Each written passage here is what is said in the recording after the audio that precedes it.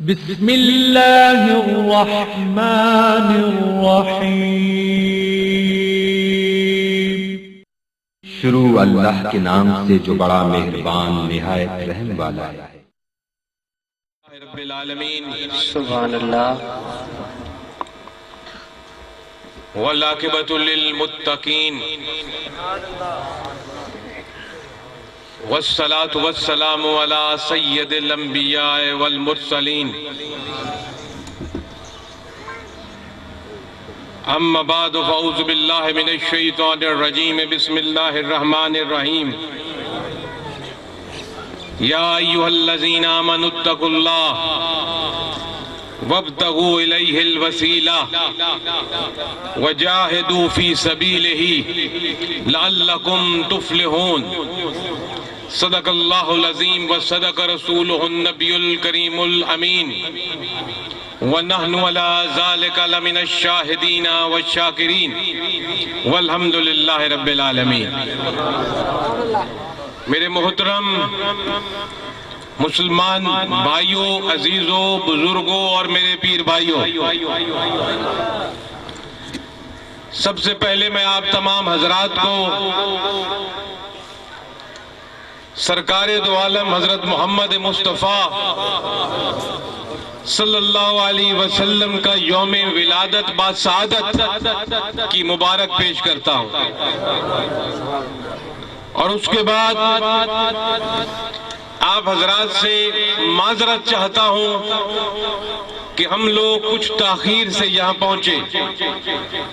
اس کی وجہ کچھ یوں تھی کہ 12 ربیع الاول کے سلسلے میں حزب الرحمان اسلامک اکیڈمی میں ایک پروگرام تھا جو کہ 12 ساڑھے 12 بجے تک چلا۔ اس کے بعد موسم کی صورتحال کچھ ایسی تھی کہ ہمیں آنے میں کچھ تاخیر ہو گئی، جس کے لیے میں معذرت چاہتا ہوں، کیونکہ جس شخصیت کے میلاد پاک میں ہم موجود ہیں، اس شخصیت نے ہمیں وقت کی پابندی اور وعدے کا پاس کرنے کا حکم صادر فرمایا۔ اس لیے میں نے لیٹ آنے کی معذرت کی آپ لوگوں سے۔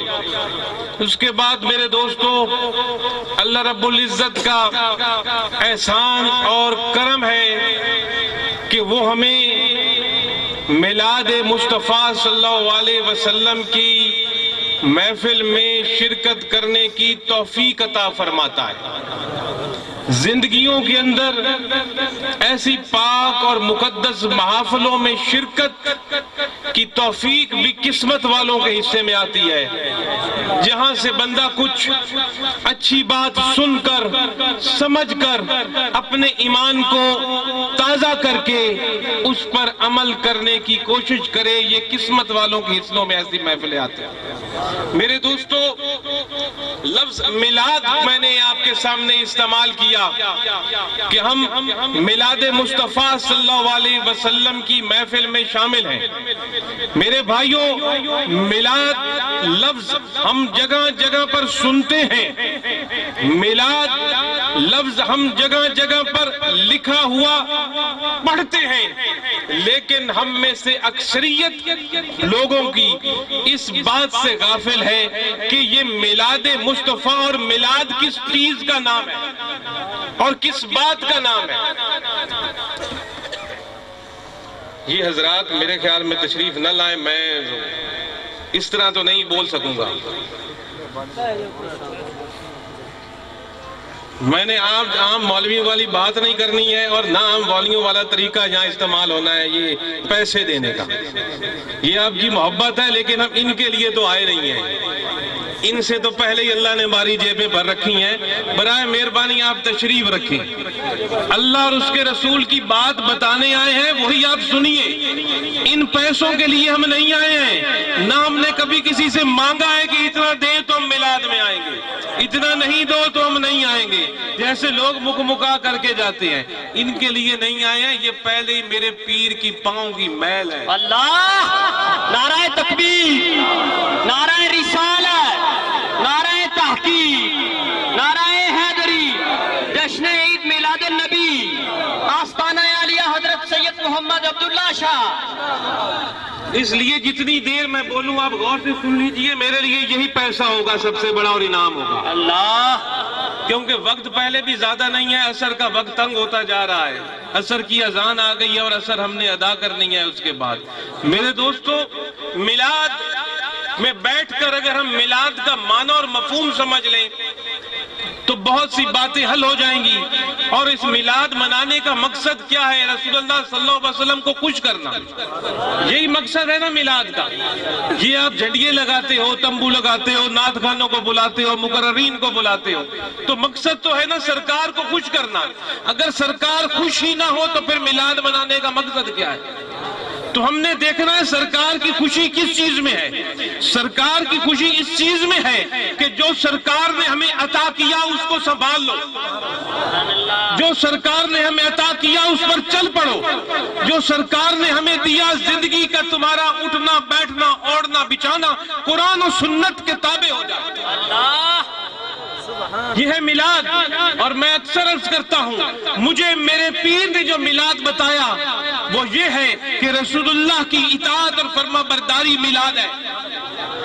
کوئی 1 گھنٹے کا میلاد کرے، کوئی 10 گھنٹے کا میلاد کرے، کوئی رات کا میلاد کرے، کوئی ایک دن کو میلاد کرے، ہمارے مرشد نے ہمیں وہ میلاد بتایا ہے جو پوری زندگی کر کر کے قبر تک بندہ میلاد میں جائے. اور وہ میلاد ہے مصطفیٰ کے بتائے ہوئے دین پر اپنی زندگیاں گزار لینا، رسول اللہ کی اتباع کرنا، آپ کی اطاعت کرنا، آپ کی فرما برداری کرنا، آپ کے بتائے ہوئے دین پر چلنا، زندگی میں اٹھنا بیٹھنا چلنا پھرنا اوڑھنا بچھونا کھانا پینا رسول اللہ کی اداؤں کے مطابق کر لو، تیرا ہر وقت میلاد ہے. سبحان اللہ. اور اسی خوشی کے لیے ہم یہ محفل منعقد کرتے ہیں میرے دوستوں اور بھائیوں. میلاد، بعض لوگ کہتے ہیں کیوں مناتے ہو میلاد؟ یہ شریعت میں نہیں ہے میلاد. میرے دوستو، میلاد تو شریعت میں ہے، لیکن میلاد میں کوئی اگر ایسی بات کی جائے جو غیر شرعی ہو تو اس کو کہا جا سکتا ہے یہ شریعت نہیں ہے، شریعت کے خلاف ہے، ورنہ میلاد تو شریعت ہے. بے شک بے شک. رسول اللہ میلاد، رسول اللہ کا چرچا کرنا، رسول اللہ کا ذکر کرنا، رسول اللہ کے دین کی باتیں لوگوں کو بتانا، دین کی تبلیغ کرنا، دین کی واعظ و نصیحت کرنا، لوگوں کو اللہ کی توحید کی طرف بلانا، رسول پاک کی رسالت کی طرف بلانا، قرآن سکھانا، حدیث سکھانا، یہی تو دین ہے اور یہی میلاد میں ہوتا ہے. سبحان اللہ. بے شک بے شک. اگر میلاد میں اس کے علاوہ کچھ اور ہونے لگ جائے تو وہ میں بھی کہوں گا غلط. اگر میلاد میں اس کے علاوہ کچھ اور ہونے لگ جائے، کوئی ایسی باتیں ہونے لگ جائیں، کوئی ایسے طریقے ہو جائیں جو کہ غیر شریعت کے مطابق نہ ہو تو میں کہوں گا غلط ہے. لیکن الحمدللہ جو ہمیں ہمارے پیر نے عقیدہ دیا ہے، ہم تو میلاد میں یہی کچھ ہی کرتے ہیں. سبحان اللہ. دین سناتے ہیں لوگوں کو، دین کی بات کرتے ہیں، نعت خوانی سے لوگوں کے ایمان کو بڑھایا جاتا ہے اور جھنڈیاں اور جراغاں کر کے اپنی محبت کا اظہار کیا جاتا ہے. سبحان اللہ. اس میں تو کوئی غیر شرعی چیز نہیں ہے. اگر غیر شرعی چیز کو لوگ کرتے ہوں تو وہ ان کا اپنا ہے، اس سے میلاد والے کا تو کوئی تعلق نہیں. لفظ میلاد منانا ہی اس بات کی گواہی ہے کہ ہم اللہ کو وحدہ لا شریک اور خالق اور مالک اور ایک مانتے ہیں. بے شک بے شک. میلاد منانا ہی اس بات کی گواہی ہے کہ ہم اللہ کو ایک مانتے ہیں. میلاد مانتا ہی، میلاد منانا ہی اس بات کی گواہی ہے کہ وہ خالق ہے، باقی سب مخلوق. بے شک بے شک. جو یہ بات کی جاتی ہے کہ ہم رسول اللہ کو رب کے برابر نعوذ باللہ بٹھا دیتے ہیں یا سامنے لے کر آ جاتے ہیں، میلاد منانا ہی اس بات کی نشانی ہے کہ وہ خالق ہے اور رسول مخلوق ہے. سبحان اللہ. میلاد کہتے ہیں مولود سے نکلا ہے، جس کا معنی ہے پیدائش. میلاد النبی کا معنی ہے رسول اللہ صلی اللہ علیہ وسلم کی نبی کی پیدائش، جس کو آپ اردو میں سالگرہ کہہ لو یا انگریزی میں برتھ ڈے کہہ دو. میلاد النبی کا معنی رسول اللہ صلی اللہ علیہ وسلم کی اس دنیا میں بشری روپ میں تشریف آوری کی خوشی اور رب کا جو احسان اس نے اور انعام ہم پر کیا، اس کا اظہار ہم میلاد منا کر کرتے ہیں. بے شک بے شک. اب میلاد منانا ہی ہم پہلے اس بات کی گواہی دے رہے ہیں کہ وہ خالق ہے، نبی پاک مخلوق ہے۔ نبی پاک مخلوق ہیں، اگر مخلوق نہ ہو تو میلاد کیسے منایا جائے؟ کیا اللہ کا میلاد منایا جاتا ہے؟ اللہ وہ تو ازل سے ہے اور ہمیشہ ہمیشہ کے لیے، بے شک نہ اس کی پیدائش، نہ اس کو اونگ، نہ اس کو موت، نہ اس کی بادشاہی کا خاتمہ، وہ ہمیشہ سے ہے اور ہمیشہ ہمیشہ کے لیے ہے، اور ہر شے کا خالق اور ہر شے کو پیدا کرنے والا، ہر شے کا بالغ، اور ہر کسی کی زندگی اور موت رب العالمین کے ہاتھ میں، بے شک ہر چیز کا وہی مالک، وہ تو خالق ہے، اس کا تو کوئی میلاد نہیں مناتا، اور ہم بھی اس کا میلاد نہیں مناتے کیونکہ وہ ایک ہے اور خالق ہے۔ ہم میلاد مناتے ہیں مصطفیٰ کا کیونکہ وہ مخلوق ہے۔ سبحان اللہ شرک کی تو نفی ہو گئی اور رب کے برابر بٹھانے کی تو نفی ہو گئی جب ہم نے میلاد منایا۔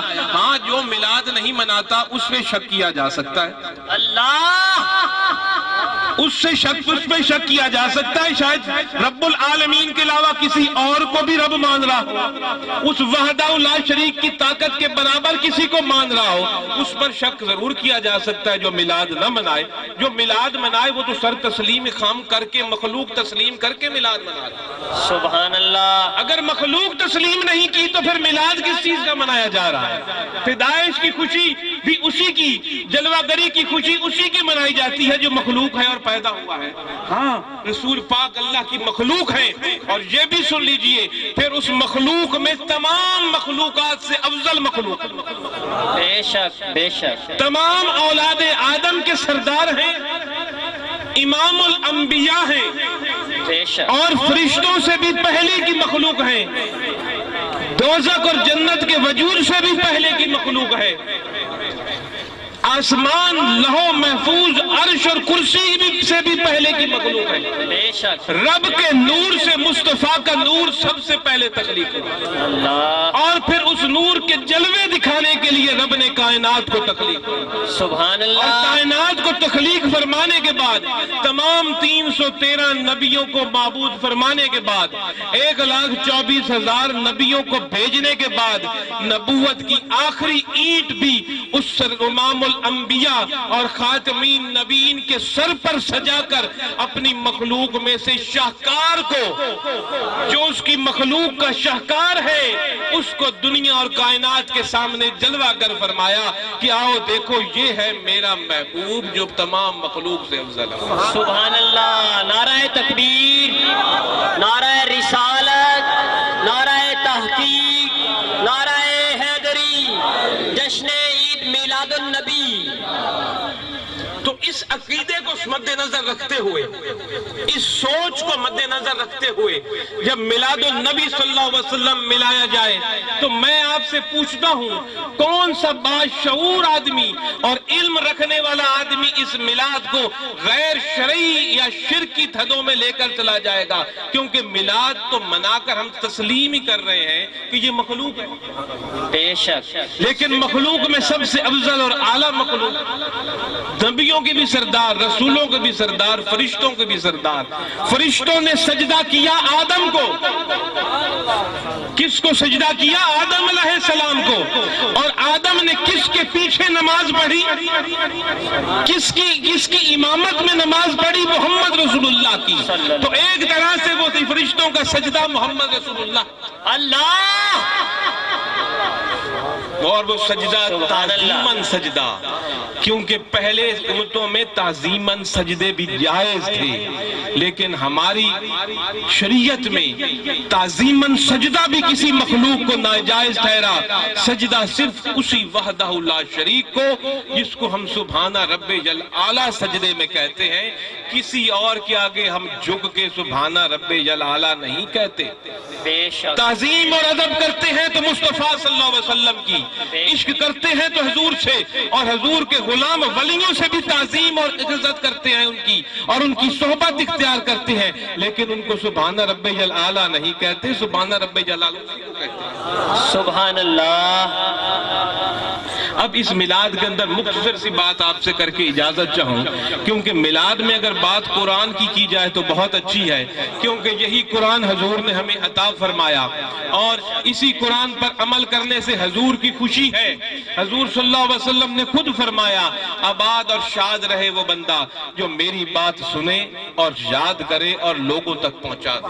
سبحان اللہ، اور حضور کی بات کیا ہے؟ قرآن حضور کی بات ہے، بے شک، سنت حضور کی بات ہے، حضور کی سیرت حضور کی بات ہے، حضور کے قرآن کا بیان، قول و فعل کا بیان، یہ دین کی بات ہے، اور ان کو غور سے سننا چاہیے۔ جیسے ابھی اذان آئی نا مسجد کے مینار سے، میں جہاں بیٹھے تھے، سٹیج سیکٹری صاحب چپ کر گئے، ہم نے غور سے سنی اس اذان کو۔ میرے بھائیوں، وہ اذان عربی زبان میں تھی، میں اذان پڑھ رہا ہوں اردو میں۔ سبحان اللہ، وہ بھی اذان تھی، یہ بھی اذان ہے، وہ بھی اللہ کی توحید کا اعلان تھا، رسول پاک کی رسالت کا اعلان تھا، اور لوگوں کو فلاح کی طرف بلایا جا رہا تھا، حی علی الصلاح، حی علی الفلاح۔ اور جو میں عرض کر رہا ہوں یہ اردو زبان کی اذان ہے، اس میں بھی لوگوں کو اللہ کی وحدانیت کی طرف بلایا جا رہا ہے، رسول پاک کی شریعت کی طرف بلایا جا رہا ہے، آپ کی رسالت کا اعلان کیا جا رہا ہے، اور فلاح کی طرف بلایا جا رہا ہے۔ سبحان اللہ، وہی اذان میں نے سنی، اور اسی مناسبت سے قرآن کے میں نے لفظ استعمال کیے کہ رب نے وہاں جو اذان کی ابھی آواز آئی تھی حی علی الفلاح، کہ دوڑو اور آؤ پہنچو فلاح لینے کے لیے۔ قرآن کے وہی لفظ قرآن کے میں نے آپ کے سامنے پڑھے کہ رب نے یہاں بھی فلاح کا لفظ استعمال کیا، تفلحوا۔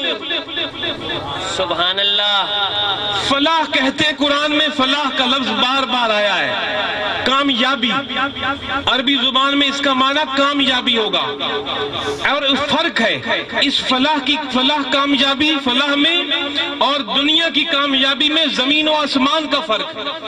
دنیا کی کامیابیوں کے بعد ناکامیاں آتی ہیں۔ سبحان اللہ، کوئی آج کامیاب تاجر ہو تو ضروری نہیں پوری زندگی وہ کامیاب تاجر رہے، اس کی دکان بیٹھ سکتی ہے، بے شک، اس کا کاروبار بیٹھ سکتا ہے۔ کوئی کامیاب وکیل ہو، کامیاب سیاستدان ہو، کامیاب تاجر ہو، کامیاب ذمہ ہو، کامیاب صنعتکار ہو، کامیاب کچھ بھی وہ زندگی کا اس کا شعبہ ہو، اس میں وہ کامیابیوں کی منازل طے کر رہا ہو۔ ممکن ہے، ہو سکتا ہے، اور ہوتا ہے، ہماری آنکھوں نے دیکھا ہے۔ آپ کامیاب ترین انسان چند سال بعد ناکام ہو جاتا ہے، اور ناکام ترین انسان چند سال میں کامیاب ہو جاتا ہے، پھر ناکامی آ جاتی ہے۔ یہ دنیا کا حصہ ہے، کامیابی ناکامی، کامیابی ناکامی، یہ کھیل چل رہا ہے۔ کسی سال کاروبار اچھا تو اگلے سال کاروبار ماٹھا، ایک سال فصلیں اچھی اور اگلے سال فصلیں کم، ایک سال منافع زیادہ تو اگلے سال منافع کم۔ تو یہ کامیابی اور فلاح جس میں وہ اذان والا شخص بلا رہا تھا حی علی الفلاح، اور قرآن کے اس لفظ میں تفلحون جو رب نے فرمایا، اس فلاح کی کامیابی اور عام دنیا کی کامیابی میں بڑا زمین و آسمان کا فرق ہے۔ دنیا کی کامیابی ہونے کے بعد ناکامی کا اندیشہ ہوتا ہے کہ شاید ناکامی ہو جائے، بعض دفعہ ناکامی ہو جاتی ہے، بعض دفعہ ناکامی نہیں ہوتی، اندیشہ رہتا ہے۔ لیکن جس فلاح کی طرف اذان کے الفاظ بلا رہے ہیں، یا جس فلاح کا میں نے قرآن کے الفاظ میں آپ کے سامنے تلاوت کر کے ذکر کیا، وہ رب کائنات فرماتے ہیں ایسی کامیابی ہے کہ اس کے بعد ناکامی کا تصور ہی نہ ہو، سبحان اللہ، کہ کبھی ناکامی نہ آئے، ہمیشہ کامیابی کا جھنڈا لہراتا رہے۔ تو رب العزت نے قرآن مجید کے اندر ایمان والوں کو تین کام زندگی میں کرنے کا حکم دیا کہ ان تین کاموں کو مد نظر رکھ کر تم اپنی زندگی گزارو، ان تین کاموں کے ماتحت تم اپنی زندگی کو لے کر آ جاؤ تو میں تمہیں تفلحون کی مقام تک پہنچا دوں گا، سبحان اللہ، ایسی کامیابی تمہیں عطا کر دوں گا، اس دنیا میں بھی، قبر میں بھی، عالم برزخ میں بھی، حشر کے دن بھی، اور جنت کی زندگی میں بھی ایسی کامیابی تجھے مل جائے گی کہ جس کو کبھی بھی ناکامی نہیں آئے گی۔ سبحان اللہ، ایمان والوں کو یا ایھا الذین آمنوا، تین کام کہے، یا ایھا الذین آمنوا اتقوا اللہ، کہ اے لوگوں تقوی اختیار کرو۔ دوسرا کہا وابتغوا الیہ الوسیلہ، سبحان اللہ، رب کے قرب تک پہنچنے کے لیے وسیلے کو تلاش کرو۔ یہ پوری زندگی یہ جدوجہد آپ نے کرنی ہے۔ ایمان والوں پر یہ تین احکامات ہیں، پوری زندگی تقوی اختیار کریں زندگی میں، ہر لمحہ، ہر گھڑی، ہر مقام پر۔ تقوی سے مطلب کہ آپ کو یہ کامل یقین ہو کہ میں جس جگہ پر ہوں، جو کر رہا ہوں، جہاں بیٹھا ہوں، جو سوچ رہا ہوں، رب سے چھپا ہوا نہیں، بے شک رب کی نگاہ کے سامنے ہوں۔ اس کو کہتے ہیں تقوی۔ اور تقوی کے اندر 5 وقت کی نماز بھی ہے، تقوی کے اندر رمضان کے روزے بھی ہیں، تقوی کے اندر زکوٰۃ بھی ہے، تقوی کے اندر حج بھی ہے، تقوی کے اندر سچائی بھی ہے، تقوی کے اندر امانت داری بھی ہے، تقوی کے اندر حلال کمائی بھی ہے، تقوی کے اندر محبت بھی ہے، تقوی میں رزق حلال بھی ہے۔ الغرض تقوی سے مراد قرآن و سنت میں جتنے بھی حقوق اللہ اور حقوق العباد ہمیں نظر آتے ہیں وہ سارے اختیار کرو، اس لیے تقوی اختیار کرو۔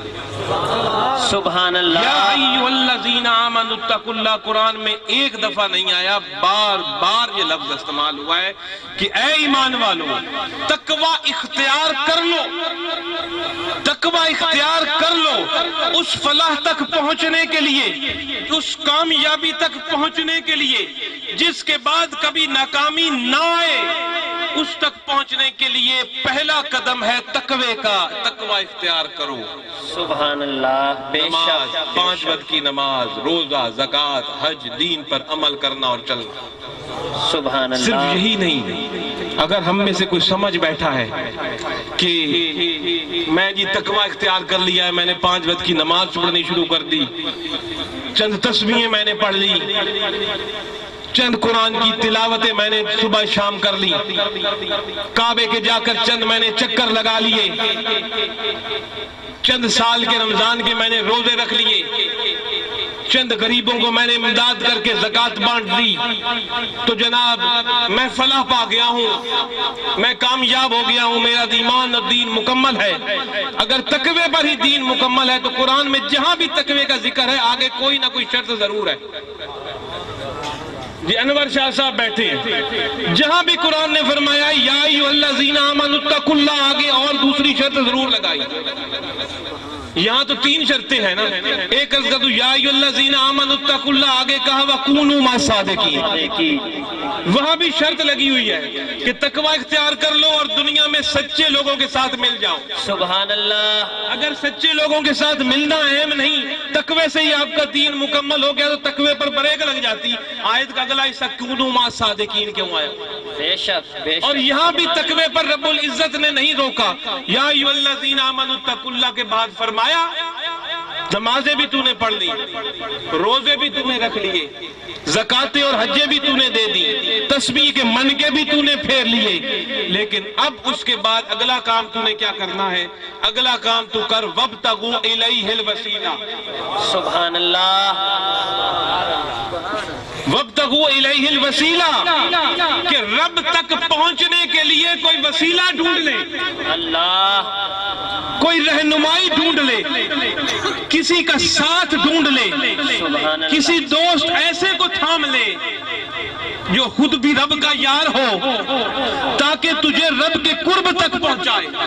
سبحان رب اللہ۔ تک پہنچنے کا یہ مطلب نہیں ہے کہ جی کو سامنے اللہ کی ذات جلوہ گر ہے اور جا کر اس کو پکڑ لینا ہے۔ رب تک پہنچنے کا مراد اس کے قرب تک پہنچنا۔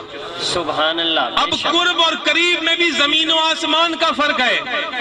ایک قربت ہے جسم کی، ایک قربت ہے روح کی۔ جسم کی قربت یہ صاحب میرے ساتھ بیٹھے ہیں، میرے قریب ہیں۔ روح کی قربت یہ نہیں ہے، ہو سکتا ہے جسمانی طور پہ یہ آدمی میرے ساتھ بالکل لگ کے بیٹھا ہو لیکن اس کی روح مجھ سے دور ہو سکتا ہے۔ ایک آدمی مجھ سے 1000 میل پر بیٹھا ہے، اس کا جسم مجھ سے دور ہے لیکن اس کی روح میرے قریب ہے، اس کا دل میرے ساتھ دھڑکتا ہے۔ سبحان اللہ۔ آپ خود پوچھیں کون سا قرب چاہیے؟ یہ قرب کہ وہ قرب جو ہم رسول پاک تو مدینے میں ہیں، آپ کا مزار تو مدینے میں ہے، کیا ہم وہاں جائیں تو قرب ہوگا؟ وہ قریب ہوگا جسم کا۔ ایک قرب وہ ہے سرکار تو مدینے میں ہے، عاشق جہاں بھی موجود ہے، سبحان اللہ۔ عاشق جہاں بھی موجود ہو اس کے دل کی تار مدینے میں لگی ہوتی ہے، ایک یہ قرب ہوتا ہے۔ تو یہاں رب العزت نے فرمایا وابتغوا الیہ الوسیلہ، کہ میرے تقوی اختیار کر لینے کے بعد، حقوق اللہ اور حقوق العباد پر گامزن ہونے کے بعد सिरात मुस्तकीम पर चलने के बाद अब मेरे कुर्ब तक पहुंचने के लिए कोई वसीला तलाश कर ले। क्योंकि क्या पता जब हम सफर पर निकलें रब के कुर्ब की तरफ जाने के लिए तो मुमकिन है रास्ते में से रास्ता भटक जाए। बड़े लोगों को मैंने देखा आखिर खराब हो जाती है। बड़े लोगों को मैंने देखा उनकी जवानियां ऐसी गुजरती हैं और आखिर उनकी बदआमालियों में गुजरती है। बड़े लोगों को आपने भी देखा होगा, हमारी तजर्बा है कि पहले कुछ होते हैं बाद में कुछ होते हैं। कोई ज़ाहिरन गुनाहों में मुब्तला हो जाते हैं और कईयों के ना इल्मी और जहालत की वजह से जब साथ वसीला नहीं होता तो अकायद खराब हो जाते हैं। जब अकायद खराब हो जाते तो बंदा फिर भी रास्ते से भटक गया।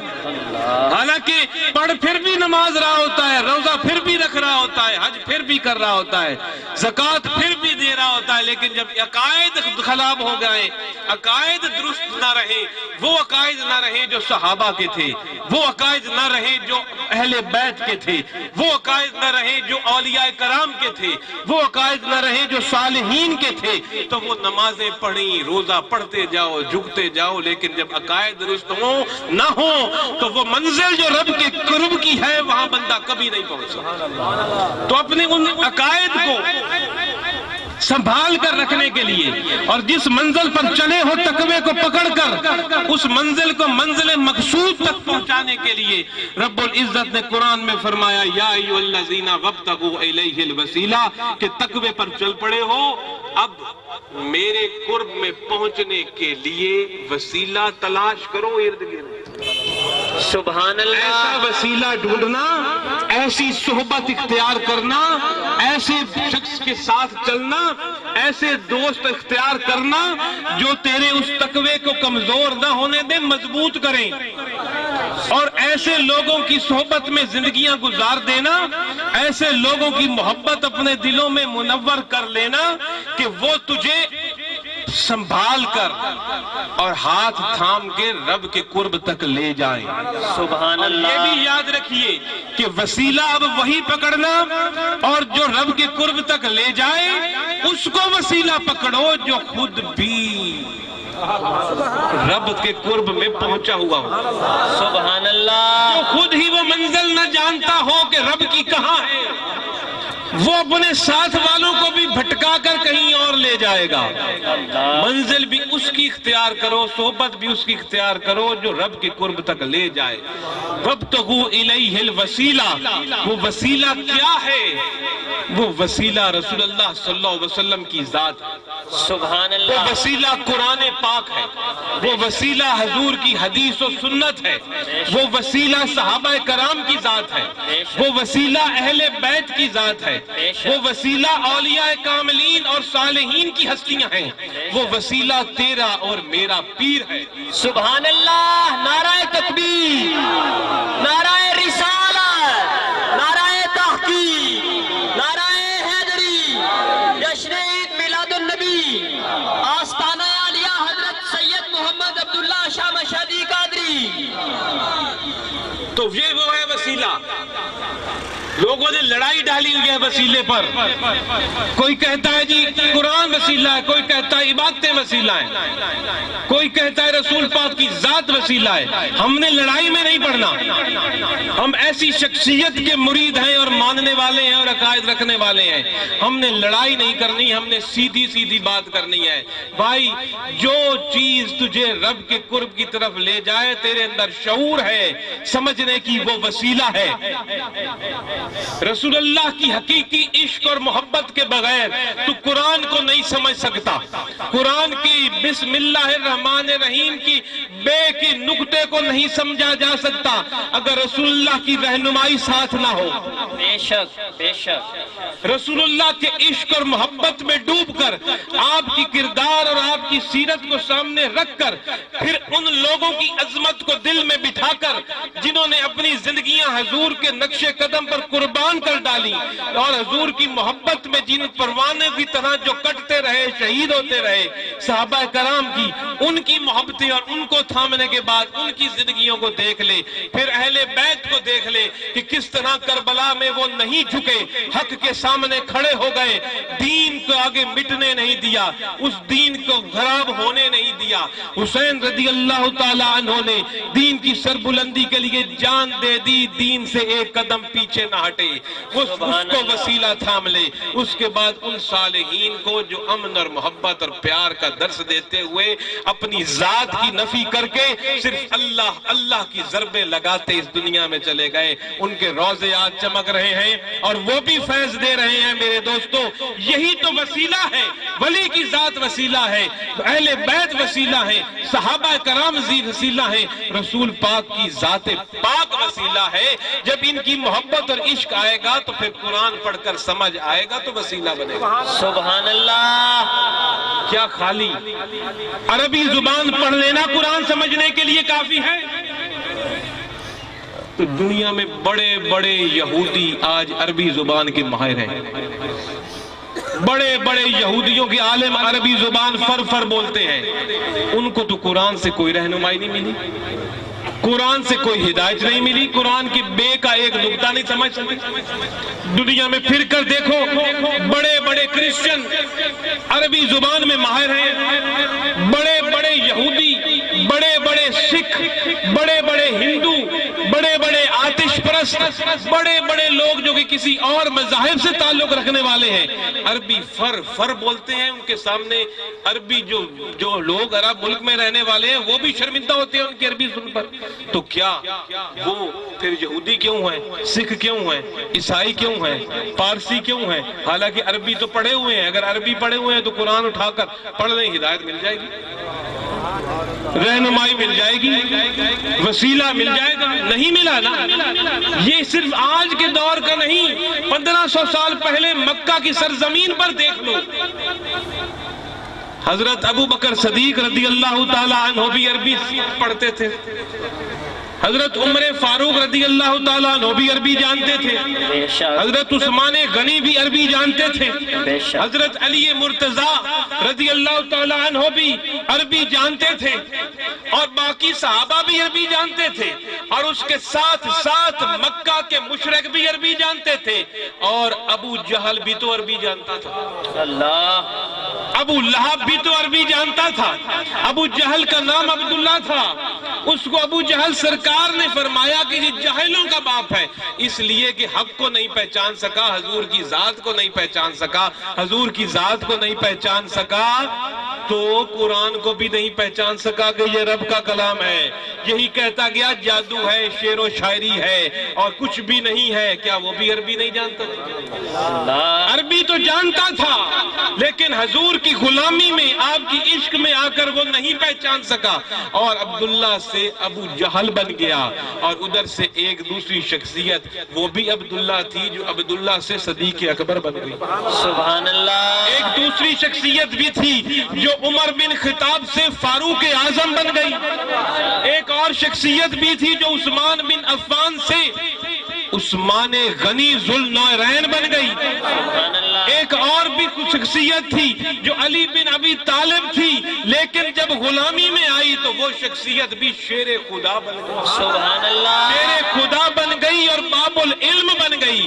آج کسی نے رسول تک پہنچنا ہے تو ان حضرات کے قدموں سے چپٹنا پڑے گا۔ سبحان اللہ۔ یہی لوگ وسیلہ ہیں، یہی حضرات وسیلہ ہیں، ان کو وسیلہ پکڑتے پکڑتے قرآن تک پہنچو گے تو وہ وسیلہ بنے گا، پھر اس طرح قرآن پڑھو گے تو صحیح عقیدہ آئے گا، صحیح عقیدہ آئے گی تو عبادت کرو گے تو پھر یہ عبادت بھی وسیلہ بنے گی، تیری نماز بھی وسیلہ بن جائے گی، روزہ بھی وسیلہ بن جائے گا، زکوٰۃ اور حج بھی وسیلہ بن جائے گا، سخاوت بھی وسیلہ بن جائے گی۔ شرط ہے کہ رسول کی غلامی میں آ جاؤ، صحابہ کی غلامی میں، اہل بیت کی غلامی میں، اولیاء کاملین صالحین کی غلامی میں۔ لڑنے کی بات کیا ہے؟ سیدھے سیدھے لفظ ہے اس پر، یا ایھا الذین ابتغوا الیہ الوسیلہ۔ اور پھر صرف ان دو لفظوں پر ہی، دو باتوں پر ہی فلاح کا معیار رب نے قائم نہیں کر دیا، آگے تیسری چیز بھی ڈال دی۔ اور تیسری اور آخری چیز کیا ڈالی تفلحون سے پہلے؟ یا ایھا الذین آمنوا اتقوا اللہ وابتغوا الی الوسیلہ وجاہدوا فی سبیلہ، کہ یہ تیسری کرو گے تو لا تفلحون لکم تفلحون، میں تمہیں فلاح دوں گا۔ وجاہدوا فی سبیلہ، رب کی رضا کے لیے اور اس کی خاطر زندگی بھر جد و جہد۔ کیا سمجھا آپ نے؟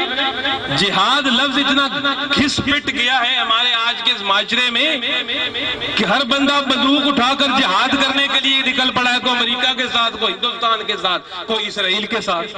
اور پہلے جہاد تو سمجھو جہاد کس چیز کو کہا جاتا ہے؟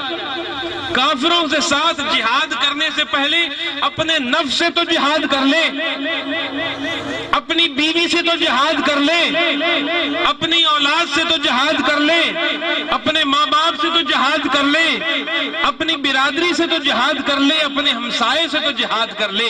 اپنے اندر تو کفر ہو اور نکلا ہے بارڈروں پر کافروں سے جہاد کر لے۔ اللہ وجاہدوا فی سبیلہ، جد و جہد کرو پوری زندگی۔ تقوی کے بعد، وسیلہ ملنے کے بعد، وسیلے سے تجھے جو تیرا ایمان جو کامل تیرا ہوا ہے، تیرا تقوی جو کامل ہوا ہے، رب کے قرب کی منازل تو اب طے کر رہا ہے۔ تقوی کے بعد، قرب کو تھامنے کے بعد، وسیلے کو تھامنے کے بعد، رب کی قرب کی جو تو منازل طے کر رہا ہے، اس منازل پر تو جاتے ہوئے کیا سمجھتا ہے؟ رستے میں کوئی رکاوٹ نہیں آئے گی۔ تقوی کو تھامنے کے بعد، تقوی پر چلنے کے بعد، وسیلہ پکڑ لینے کے بعد، جب تو اب چل پڑا ہے رب کے قرب کی طرف، تو کیا سمجھتا ہے کہ رب کے قرب سے پہلے دودھ اور شہد کی نہریں بہہ رہی ہوں؟ نہیں، راستے میں وسیلہ اسی لیے تو پکڑا ہے کہ راستے میں جو تکلیفیں آنی ہیں اس پر یہ وسیلہ مجھے جد و جہد کرنا سکھائے، میں کہیں ڈگمگاؤں نہ، کہیں ہلوں نہ، اور صراط مستقیم پر گامزن رہوں تاکہ رب کے قرب تک پہنچ جاؤں۔ یہ جد و جہد کا نام جہاد ہے۔ اللہ کی خاطر جد و جہد کرنا، سب سے پہلے اللہ کی خاطر اپنے جہاد کے ساتھ لڑنا، اپنے نفس کے ساتھ جو تیرے اور میرے اندر بیٹھا ہے نا، نفس، سب سے پہلے اس کے ساتھ لڑنا، یہ افضل جہاد۔ حضور نے ایک جہاد سے واپس آئے، آپ نے فرمایا، حالانکہ وہ جنگ لڑی بھی نہیں گئی، واپس آ گئی، اور آپ نے آتے مدینے میں فرمایا صحابہ سے، ہم اب ایک چھوٹے جہاد سے بڑے جہاد کی طرف آ رہے ہیں۔ صحابہ نے عرض کی، حضور بڑا جہاد؟ حضور نے فرمایا، ہاں، اب ہم نے یہاں رہ کر اپنے آپ سے جہاد کرنا ہے، اپنی برادریوں سے جہاد کرنا ہے، اپنی بیوی اور بچوں سے جہاد کرنا ہے۔ اپنے آپ سے جہاد کا مطلب کہ نفس کے اوپر قدم رکھنا، نفس کی نہیں ماننی، اس وسیلے کو پکڑ کر تقوی کی راہ پر چلتے جانا ہے جو رب کے قرب تک لے جائے، یہ اپنے نفس سے سازش۔ رسول اللہ صلی اللہ علیہ وسلم سے پوچھا گیا، حضور جنت کتنی دور ہے؟ پتہ نہیں کب موت آئے، کتنا عرصہ عالم برزخ میں گزرے، اس کے بعد کتنے ہزار سال کا حشر کا دن ہو، اس کے بعد پل صراط ہو، اس کے بعد میزان ہو، اس کے بعد حوض کوثر ہو، پتہ نہیں کوئی پہنچے گا کہ نہیں۔ بندہ یہ اگر پوری کہانی پڑھے تو بڑا طویل سفر لگتا ہے۔ حضور سے پوچھا گیا جب یہ بات، حضور نے دو لفظ ارشاد فرمایا، سبحان اللہ۔ رسول اللہ صلی اللہ علیہ وسلم آپ نے فرمایا، بھائی میرے صحابہ، جنت تو دو قدم، سبحان اللہ، جنت تو دو قدم پر مجھے سامنے نظر آ رہی ہے۔ صحابہ نے عرض کی، سرکار جنت دو قدم پر؟ آپ صلی اللہ علیہ وسلم نے فرمایا، ہاں دو قدم پر، ایک قدم اٹھا اپنے نفس پر رکھ دے، دوسرا قدم جنت کے باغ میں۔ سبحان اللہ، ایک قدم اٹھا کر اپنے نفس پر رکھ دے، نفس کہتا ہے سویا رہے، سردی ہے، کیا اٹھ کر وضو کر کے نماز پڑھتا۔ نفس کہتا ہے کیا روزہ رکھتے ہو، باہر روزہ دار بنا رہوں گا، اندر کھا لوں۔ نفس کہتا ہے کیا رب کے راستے میں 2.5 روپے دیتے ہو 100 میں سے، یہ بھی اپنے اوپر لگا۔ نفس کہتا ہے کیا لاکھوں روپے خرچ کر کے وہ گھر کا چکر لگائے گا جا کے، اسی لاکھوں روپے کی یہاں کو عیش و عشرت کر. نفس کہتا ہے کیا حلال و حرام دیکھتا ہے، جدھر سے کچھ ملتا ہے کھینچ اور جیب پر. نفس کہتا ہے کیا کرتا ہے کسی کا جس کا مرضی حق کھا لے کیا ہے. نفس کہتا ہے جگہ جگہ پہ جھوٹ بول کے اپنا مطلب نکال لے. نفس کہتا ہے دکان پر بیٹھ کر غلط چیز بیچ دے، کیا پتا کسی ریڑی پر فروٹ بیچنے والے کو نفس کہتا ہے باسی فروٹ بیچ دے اچھا بنا کے. باغوں میں پیٹیاں بھرنے والوں کو نفس کہتا ہے نیچے گندا فروٹ رکھ دے اوپر اچھا فروٹ رکھ دے. ان میں سے اب ہم میں سے کتنے ہیں جو وہاں اپنے نفس پر پاؤں رکھتے ہیں؟ جس نے نفس پر پاؤں رکھ دیا دوسرا قدم جنت میں. جس نے نفس کا کہا مان لیا رب کی قرب کی منزل سے بھٹک گیا. اللہ. اب ہم نے وسیلہ جو تھاما ہوا ہے نبی پاک کے روپ میں، اپنے مرشد کے روپ میں، اس وسیلے نے ہمیں اب ارد گرد نہیں بھٹکنے دینا. بے شک. جب نماز قضا کرنے لگے گا تو خیال آئے گا پیر سے وعدہ. سبحان اللہ. جب جھوٹ بولنے لگے گا تو خیال آئے گا پیر سے وعدہ کیا تھا سچ بول. بے شک. جب دھوکہ دہی کرنے کا وقت آئے گا، گلے کرنے کا وقت آئے گا، دوسروں کے حق کھانے کا وقت آئے گا، ایک آواز اندر سے ضمیر لگائے گا توبہ کی ہے کسی کامل کے ہاتھ پہ. یہ وسیلہ وہاں کام آئے گا اور غلط کام کرتے ہوئے ہاتھ پیچھے ہٹ جائیں گے. میں آپ سے پوچھتا ہوں دل سے پوچھئے، میرے ساتھ تو ہوتا ہے آپ کے ساتھ بھی ضرور ہوتا ہوگا. کئی دفعہ بندے کا غلط پر دل جاتا ہے، کوئی ایسی طاقت پیچھے بیٹھی ہے جو دل پھیر کے بچا لیتی ہے. سبحان اللہ. نعرہ تکبیر، نعرہ رسالت، نعرہ تحقیق، نعرہ حیدری، آستانہ عالیہ حضرت سید محمد عبداللہ شاہ قادری.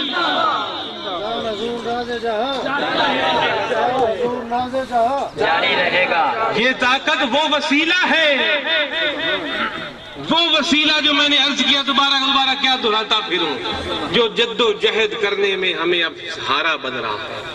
رب کے قرب کے راستے میں جو تکلیفیں آتی ہیں، پہلی تو نفس کے ساتھ جد و جہد، نفس کے بعد اپنے گھر والوں کے ساتھ جد و جہد. اللہ کے رسول نے فرمایا اپنے آپ کو اور اپنے گھر والوں کو دوزخ کی آگ سے بچاؤ. یہ نہیں کہ خود تو نماز پڑھ رہا ہے گھر والوں کو نہیں حکم دے رہا، خود بھی نیکی کر ان کو بھی حکم دے، خود بھی برائی سے رک ان کو بھی رکنے کا کہے، کوشش کر ان کو بھی روکنے کی. تو تو اپنے جد و جہد میں لگا رہے. اپنے ہمسائے کو تبلیغ کر، اپنی برادری والے کو تبلیغ کر، اپنی ساتھی کو تبلیغ کر. اس جد و جہد کی زندگی گزار. وسیلہ تیرے ہاتھ میں ہے، ایک ہاتھ میں تقویٰ ہے، ایک ہاتھ میں وسیلہ ہے. جد و جہد کر تو اللہ تعالیٰ نے فرمایا لعلکم تفلحون، تاکہ تو فلاح پا جائے. روزے کی بھی یہی آگے بشارت ہے جو روزہ ہم رکھتے ہیں. روزے کا مقصد بھی پاکی اور پرہیزگاری اختیار کرنا ہے، اور تمام عبادتوں کا مقصد یہی باطنی پاکی حاصل کرنا ہے، فلاح حاصل کرنا ہے. اور ان میلادوں میں بیٹھنے کا اور میلاد منانے کا بھی یہی مقصد ہے کہ ہم میلاد والے کا دین سمجھیں، میلاد والے کی محبت دل میں مزید اجاگر کریں، اور آئندہ اس شخصیت کے نقش قدم پر زندگی گزارنے کا عہد کریں. اللہ ہمیں اپنا تقوی اختیار کرنے کی توفیق دے، ہمیں وسیلے کو تھامنے کی توفیق عطا فرمائے، ہمیں صاحب قرآن سے اپنا تعلق مضبوط کرنے کی توفیق دے، ہمیں اپنے مرشد سے اپنا تعلق مضبوط کرنے کی توفیق عطا فرمائے، ہمیں اپنے مرشد کا سبق مرتے دم تک پکانے کی توفیق عطا فرمائے، ہمیں جد و جہد زندگی کے اندر شیطان کے حملوں سے محفوظ فرما کر اپنے قرب کی منازل کو آسانی سے طے کرواتا چلا جائے، تاکہ ہم اس کی بتائی ہوئی فلاح کو پہنچ سکیں اور کامیابی کو پہنچ سکیں. اللہ رب العزت ہم سب کا حامی و ناصر ہو، ہمارا یہاں آنا بیٹھنا سننا سنانا قبول فرمائے. جن لوگوں نے محفل منعقد کرنے کا انتظام کیا، کیونکہ اس محفل کے صدقے اللہ کے رسول کی اور اللہ کے دین کی تبلیغ ہو گئی، اللہ ان کو اس دنیا میں بھی اس کا اجر دے دے اور آخرت میں بھی اس کا اجر دے. واللہ ہم سب کا حامی و ناصر ہو. وآخر دعوانا الحمدللہ رب العالمین.